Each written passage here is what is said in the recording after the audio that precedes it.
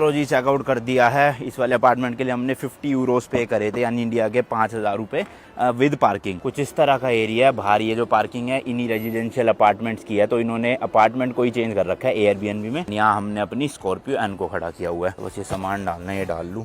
Let's go भाई, all set to go. गाड़ी ready है अपनी। कल मैंने वॉशिंग करवा ली थी तो मस्त एकदम चमक सी रही है। हालांकि बाहर से चमक रही है, अंदर से ड्राई क्लीनिंग हो नहीं पाई, क्योंकि यहाँ पे भाई वॉशिंग सेंटर उस तरह के नहीं होते जिस तरह इंडिया में होते हैं। हमें खुद ही करना पड़ता है यहाँ पे, तो जितना हो पाया उतना करके डन करा। बाकी अभी यहाँ पर है इस जगह पर। तो आज का ये जो सफर होने वाला है ना भाई, इसमें 2 कंट्रीज कवर होने वाली है। सबसे पहले हम यहाँ से क्रोएशिया की कैपिटल ज़ाग्रेब जाएंगे, तो 100 कुछ किलोमीटर ही बचा हुआ है, 1-1.5 घंटा लगेगा। बट उसके लिए भाई हमें पहले बॉर्डर क्रॉस करना पड़ेगा, क्योंकि अभी हम हैं नॉन शेंगन कंट्री में, और क्रोएशिया 1 जनवरी 2023 को बन चुका है शेंगन कंट्री। देन क्रोएशिया में हम दोपहर को घूमेंगे पूरा, और उसी वक्त निकल जाएंगे स्लोवेनिया के लिए। ज़ाग्रेब से यहाँ तक 118 किलोमीटर है, अराउंड 1 घंटा 40 मिनट लगेंगे। फिर जाके हम मरीबूर में जो है नाइट स्टे करेंगे आज रात। तो वैसे देखा जाए किलोमीटर वाइज तो ज्यादा लंबा सफर नहीं है आज, और बॉर्डर भी सिर्फ एक ही क्रॉस होगा क्रोएशिया का, क्योंकि उसके बाद तो शेंगन रीजन शुरू हो गया ना भाई, फिर तो बॉर्डर का नामो निशान ही खत्म हो जाएगा। बस चलते जाओ मजे से। और हाँ भाई, ये सब हम इसलिए कर रहे हैं जल्दी जल्दी कि क्रोएशिया भी आज रुकना नहीं है, स्लोवेनिया भी बस रात को पहुंचना है, क्योंकि हमारा जो Schengen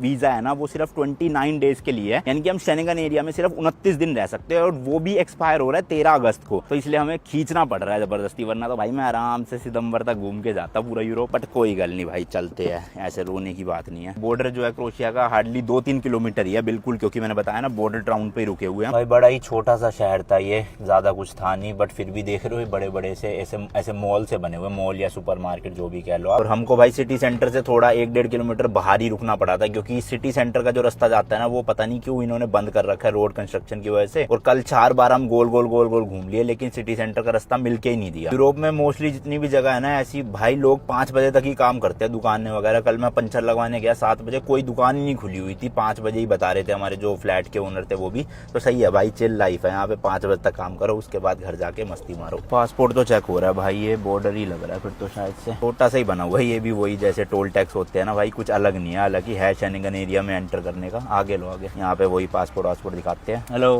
visa? Yes, Schengen visa. Yes, from Spain.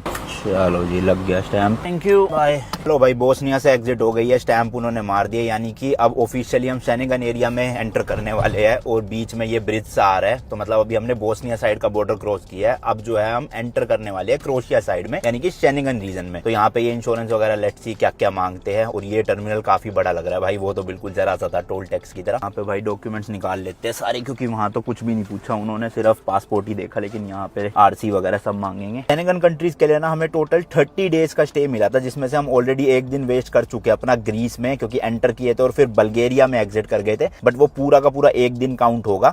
होता क्या ना, जैसे हमने ग्रीस एंटर किया तो इन्होंने स्टैंप मारा, ग्रीस एग्जिट किया तो इन्होंने फिर से स्टैंप मारा, यानी कि हम शेंगन एरिया में एंटर किए और शेंगन एरिया से निकल भी गए। तो उसके बाद हम जितनी भी कंट्रीज घूमे वो सारी की सारी नॉन शेंगन है, और आज वापस से शेंगन शुरू हो रही है कंट्रीज। इसलिए हमारे जो बचे हुए 29 डेज है ना वो भाई चालू हो जाएंगे। तो स्टे हम अब 29 डेज ही कर सकते हैं, उससे ज्यादा नहीं कर सकते। और वो भी एक वैलिडिटी है कि 13 अगस्त तक ही कर सकते हैं, क्योंकि 13 अगस्त के बाद हमारा एक्सपायर हो जाएगा शेंगन वीजा ही। तो मेरे ख्याल हम उससे पहले ही मार देंगे, क्योंकि 29 दिन का ही वीजा है और 29 दिन खत्म हो जाएंगे। और ये जो ग्रीस से हमने इंश्योरेंस लिया था, इसमें आप देख लो क्रोएशिया में वैलिड है, CR लिखा हुआ है ना, यानी कि हमें कोई इंश्योरेंस अब लेना नहीं पड़ेगा। हालांकि इसकी वैलिडिटी अब ज्यादा बची नहीं, हमने लिया था ये 1 जुलाई 2023 को, तो यानी कि 1 अगस्त तक ही चलेगा। और 1 अगस्त के बाद 13 अगस्त तक का हमें इंश्योरेंस वापस से लेना पड़ेगा, वो भी शायद 180 यूरोस का ही आएगा, जैसे ये था 18,000 रुपए भाई। चलो जी, अपना नंबर भी आने ही वाला है, बस 2 गाड़ियां रह गई है हमारे आगे। एक्चुअल में होता क्या, जो यहाँ यूरोप की लोकल गाड़ी है ना उनसे ज्यादा पूछताछ नहीं होती, सिर्फ पासपोर्ट चेक करते हैं और 2 मिनट में जाने देते हैं। बट जो बाहर की गाड़ी है या दूसरे पासपोर्ट होल्डर्स होते हैं ना भाई, उनसे थोड़ी ज्यादा देर होती है बातचीत,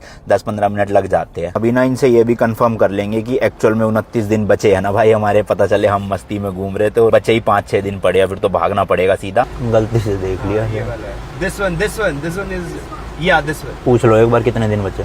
How many days are left for Europe? Can you tell me? No, not in Europe Union. Only in Schengen area we have 30 days. इनको नहीं पता भाई, कंफ्यूजन है बहुत। स्टैंप तो मार दिया बट बता नहीं रहे भाई। तो भाई सारा प्रोसीजर हो गया है, ज्यादा कुछ पूछताछ हुई नहीं, हमने उल्टा पूछताछ करी बट वो बता नहीं पाए जो हमने पूछा। बट कोई बात नहीं, इंश्योरेंस वगैरह तो इन्होंने कुछ नहीं चेक किया, बट पासपोर्ट में एंट्री दे दी है और वो चीज ये कंफर्म नहीं कर पाएगी 29 डेज बचे है नहीं। बट मैंने एक वीडियो में आप लोगों से पूछा था और बहुत कमेंट्स आए थे कि एक्चुअल में यही है कि 1 दिन अगर हम ग्रीस में एंटर किए और एग्जिट कर गए तो वो एक ही दिन काउंट होगा, अब बचे हुए 29 दिन हमारे वैलिड है। तो ये वाला तो है भाई बोस्निया से एग्जिट का 13/7/2023 और ये वाला है क्रोशिया में एंटर का 13/7/2023 का ही। बाकी आपको बता चुका हूँ मैं बहुत बार, गाड़ी का मतलब होता है लैंड बॉर्डर क्रॉस किया है। तो अपना पासपोर्ट भाई भरता जा रहा है मस्त स्टैंप से। बट अब यूरोप की ये सेकंड लास्ट स्टैंप थी, क्योंकि अब लास्ट स्टैंप जो लगेगी वो फ्रांस से एग्जिट करने के टाइम लगेगी, उसके बाद फिर यूके में स्टैंप लगेगी और इंडिया की स्टैंप लगेगी बस। एंड वो है भाई सामने बॉर्डर और फाइनली हम एंटर कर चुके हैं अपनी इस ट्रिप की 12वीं कंट्री एंड 11वीं कंट्री अपनी स्कॉर्पियो एन के साथ, जो कि क्या है भाई क्रोशिया। एंड ऑफिशियली हम क्रोशिया की सड़कों पे एंटर कर चुके हैं, तो आपके लिए भी भाई वेलकम टू क्रोशिया। बाकी यार भीड़ तो ना नाम की है, देखो फटाफट से काम हो जाता है। हमारी लाइन में भी इतनी गाड़ी आती है बट हार्डली 10 मिनट भी नहीं लगे और मस्त काम हो गया। यही होता है भाई, यूरोप के बॉर्डर में दिक्कत नहीं हुई। सबसे ज्यादा हमें ईरान और टर्की के बॉर्डर में हुई थी, उसके बाद कोई दिक्कत आई नहीं है। अब जो यहाँ की कैपिटल सिटी है वहां तक का डिस्टेंस सिर्फ 135 किलोमीटर है एंड 1 घंटा 40 मिनट दिखा रहा है और 10:20 पे हमने बॉर्डर क्रॉस कर लिया, यानी कि 12 बजे तक हम सिटी पहुंच जाएंगे। होटल नहीं लेंगे क्रोशिया में, पार्किंग में गाड़ी खड़ी करेंगे, खाना पीना करके सिटी एक्सप्लोर करके सीधा निकल जाएंगे शाम को स्लोवेनिया के लिए, यानी कि हमारी कंट्री नंबर 13th और गाड़ी से 12th। भाई सब देख रहे हो क्या वैसे नंबर बढ़ता ही जा रहा है, मजेदार। और हमने तो भाई नाम का ही शेनेगन एरिया एंटर किया, क्योंकि जनवरी से पहले क्रोशिया भी नॉन शेनेगन ही रीजन था। तो नॉन शेनेगन टू शेनेगन जाने का मतलब ये नहीं है कि कुछ ज्यादा ही चेंजेस आ जाएंगे कंट्री में, सेम टू सेम ही है। हालांकि जो वेस्टर्न कंट्रीज है ना, जर्मनी जैसी या फिर उधर अपना नेदरलैंड, वहां पे मेजर डिफरेंस देखने को मिलेगा। और वो इसलिए नहीं क्योंकि वो शेनेगन कंट्री है, वो इसलिए क्योंकि वो कंट्री ही ओवरऑल वैसी है। वो शेनेगन में रहे चाहे नॉन शेनेगन में, वैसे ओवरऑल कंट्री अच्छी है काफी। तो वहां जाके रोड वोड सब भाई एकदम से चेंज हो जाएंगे और आसपास के नजारे भी, टूरिस्ट भी बहुत दिखने लग जाएंगे। इन कंट्रीज में टूरिस्ट इतने आते नहीं है बट वहां भर भर के आते हैं।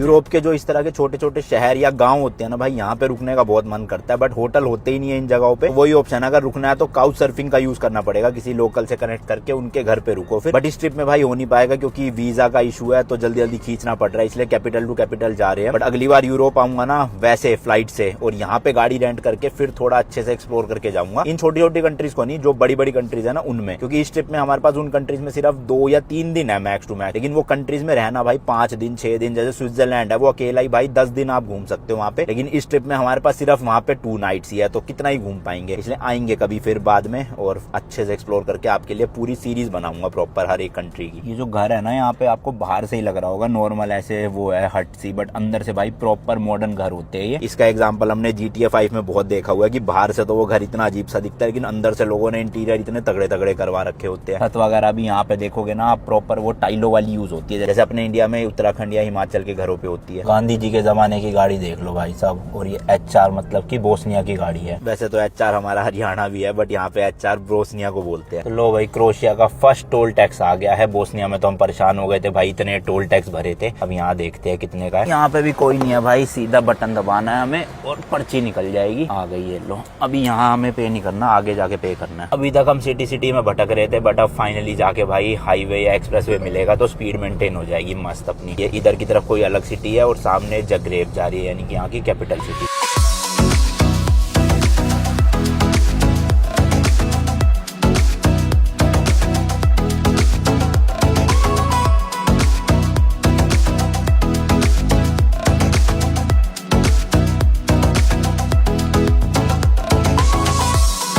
डीजल ब्रेक का टाइम आ गया है। क्रोशिया में भी अपनी स्कॉर्पियो में डलवा लेते हैं। फ्यूल स्टेशन ऑलमोस्ट हर जगह पे सेम ही होते हैं कुछ इस तरह से। एंड इनके पास 2 डीजल है, 2 बेंजीन मतलब कि पेट्रोल है। और डीजल जो नॉर्मल वाला है वो चल रहा है भाई 1.34 यूरो पर लीटर, और जो महंगे वाला है वो चल रहा है 1.90 यूरो पर लीटर। 190 रुपए लीटर का डीजल भाई, नेक्स्ट लेवल। तो भैया हम तो नॉर्मल ही डलवाएंगे, इतना महंगा क्यों डलवाना। नॉर्मल भी कौन सा सस्ता है भाई, ऑलमोस्ट 134 रुपीज पर लीटर है।